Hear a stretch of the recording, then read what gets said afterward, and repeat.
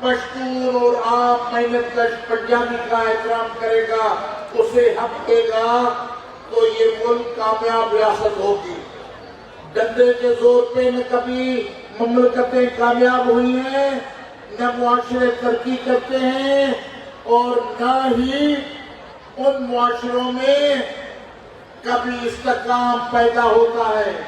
77 سال ہو چکے ہیں، آپ نے پاکستان کو چند افراد کی مرضی پہ چلایا۔ پاکستان بننے سے پہلے دن سے یہ جو سول کامورا شاہی ہے، سول کامورا شاہی نے ملک کو اپنے انگلیوں پہ چلانے کی کوشش کی، نہ آئین بننے دیا، نہ جمہوریت آنے دی، نہ انسانی حقوق بحال ہوئے۔ ایک چند غنڈے بیوروکریٹ تھے جو انگریزوں کے نمک خوار تھے، یا انڈیا سے آئے ہوئے تھے، یا پنجاب کے بیوروکریٹ تھے، ان لوگوں نے 10 سال ملک کو یرغمال بنایا۔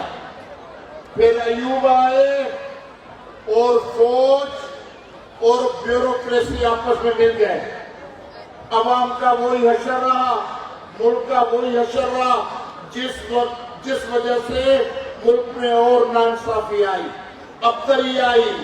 ابتری کی وجہ سے ملک کی جڑیں کھوکھلی ہوتی گئی۔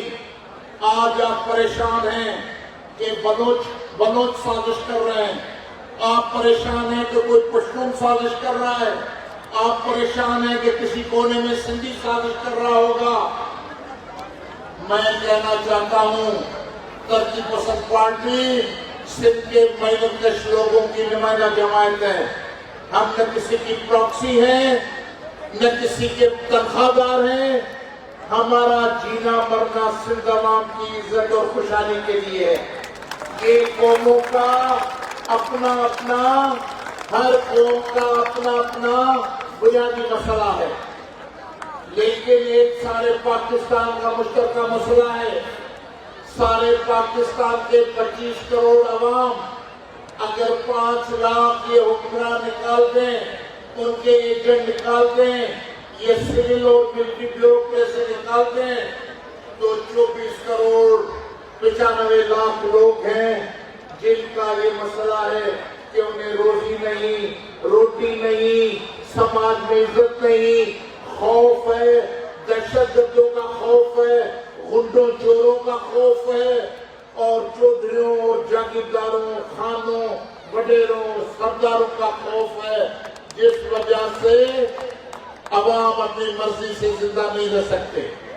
اس کے لیے یہ بہت ضروری ہے، یہ بہت ضروری ہے کہ عوام کے بنیادی حقوق بحال کیے جائیں، ووٹ کی عزت بحال کی جائے، اور آزاد اور خود مختار ووٹ کا استعمال یقینی بنایا جائے، الیکشن کمیشن آزاد ہو، اور پارلیمانی سیاست میں، ووٹ کی سیاست میں جس قسم کی دھاندلیاں ہیں، انجینئرنگ ہے، ان سب کو ختم کر کے عوام کو اپنی قیادت منتخب کرنے کا مکمل اختیار اور موقع ملنا چاہیے۔ آپ یہ مت سمجھیں کہ یہ اسلام آباد میں دیکھے ہوئے 200 اور 400 لوگ یہی صرف ذہن رکھتے ہیں، یہی دماغ رکھتے ہیں، یہی اچھا سوچتے ہیں، باقی یہ جو غریب لوگ ہیں یہ بھیڑ اور بکریاں ہیں، ایسا نہیں ہے۔ حقیقی ذہانت آپ کو گلی کوچوں سے ملتی ہے۔ عام جو آدمی ہے، جو گاؤں کا آدمی ہے، جو بکری چراتا ہے، جو کھیت چلاتا ہے، جو مزدوری کر کے خون پسینہ ایک کر کے روزی کماتا ہے، اس کا وزڈم جو ہے، فوک وزڈم، وہ آپ سب سے زیادہ ہوگا۔ آپ 10 سال کے لیے یہ عوامی جو ذہانت ہے، عوام کی جو لیبارٹی ہے، ملک کا نظم و نسق ان کے حوالے کر دیں۔ پھر میں کہوں گا، آپ کو یقین دلانا چاہتا ہوں، نہ کوئی یہاں دہشت گردی رہے گی، نہ امام بارگاہ میں بم پھٹیں گے، نہ مسجدوں میں بم پھٹیں گے، نہ کالج اور یونیورسٹیوں کو تالے ہوں گے، نہ بلیک میلنگ ہوگی نہ رشوت ہوگی۔ پاکستان کمزور کرنے کے لیے ایک عام آدمی کا کوئی قصور نہیں، حکمران حلقوں نے پاکستان کو کمزور کیا۔ سیاستدان ہوں، سول بیوروکریسی ہو یا ملٹری بیوروکریسی، جنرل صاحبان جو ہوتے ہیں، ان کی غلط روش سے یہ پاکستان کمزور ہوا ہے۔ اس کے لیے اگر آپ نے یہ طے کیا ہوا ہے، شہباز شریف صاحب، موجودہ ہائیبریڈ رجیم نے اگر یہ طے کیا ہے کہ ہم پاکستان کو ریسیٹ کریں گے، اگر آپ نے یہ فیصلہ کر لیا ہے کہ آپ ملک کو نئے سے تشکیل دے کر آپ پاکستان کو مہذب ملک بنانے کے لیے جا رہے ہیں، تو میں آپ کو بتانا چاہتا ہوں، پہلے آپ لوگوں کو مہذب بننا ہوگا۔ آپ کو جمہوریت کے بنیادی پرنسپل سیکھنے ہوں گے، آپ کو عوام کے بنیادی حقوق دینے ہوں گے۔ دوست داغلی دھمکی سے کبھی ملک مضبوط نہیں ہوتے، کبھی امن نہیں ہوتا۔ اس لیے آپ کو بلوچستان کی سیاسی قیادت کو بھی بات کرنی ہوگی، آپ کو پشتون کی سیاسی قیادت سے بات کرنی ہوگی۔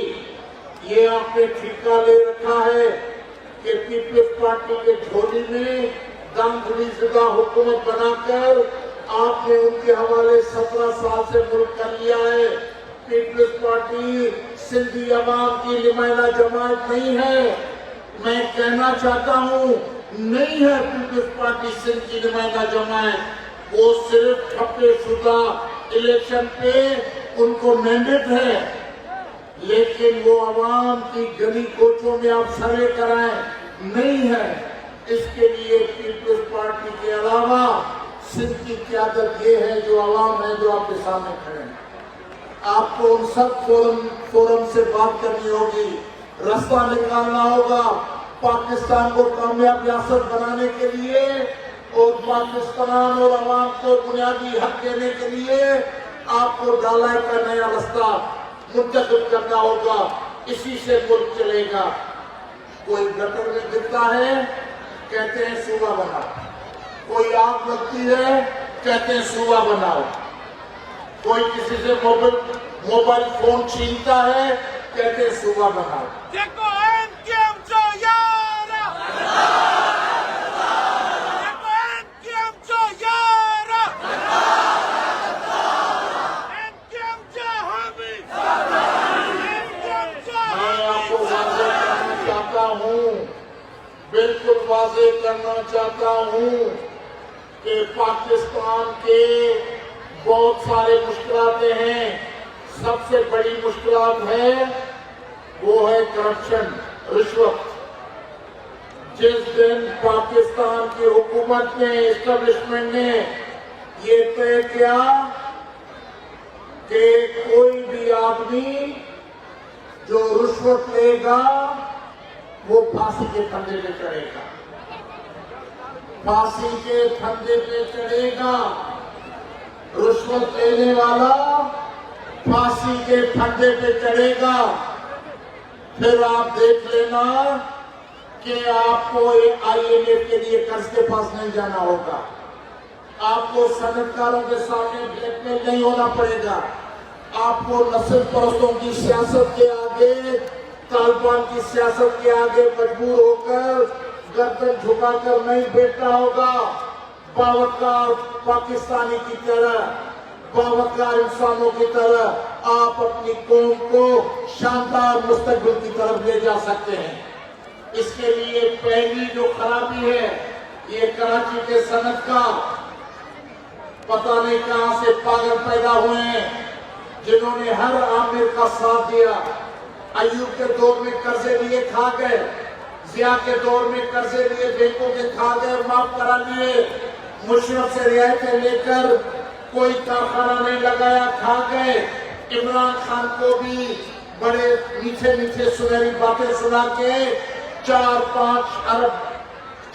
بلین ڈالر روپے لے کر کھا گئے، اور وہ بھی ہمارا مقدر طے کریں گے کہ پاکستان کو چلانا ہے تو نئے صوبے بناؤ، پیسے لینے بنانے ہیں تو نئے صوبے بناؤ۔ ہم کراچی کو دبئی بنائیں گے. بکواس بند کریں.